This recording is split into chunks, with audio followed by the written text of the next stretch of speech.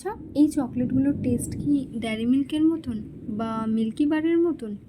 এরকম কোয়েশ্চেন আমাদেরকে প্রায়ই ফেস করতে হয়, স্পেশালি সেই সমস্ত ক্লায়েন্টদের থেকে যারা কখনো হ্যান্ডমেড চকলেট ট্রাই করেননি, ফার্স্ট টাইম ট্রাই করতে চাইছেন।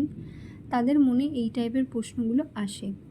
তো আজকে আমি তোমাদেরকে একটা জিনিস ক্লিয়ার করে দিচ্ছি যে হ্যান্ডমেড চকলেটের টেস্ট হ্যান্ডমেড চকলেটের মতোই। সেগুলো কোনো ব্র্যান্ডেড কোম্পানির টেস্টের সাথে কম্পেয়ার করাটা ঠিক নয়। কারণ এটার ইটসেলফ নিজস্ব একটা ভীষণ ভালো একটা টেস্ট আছে, একটা ফ্লেভার আছে, যেটা প্রত্যেকেরই ভালো লাগবে আমি আশা করি।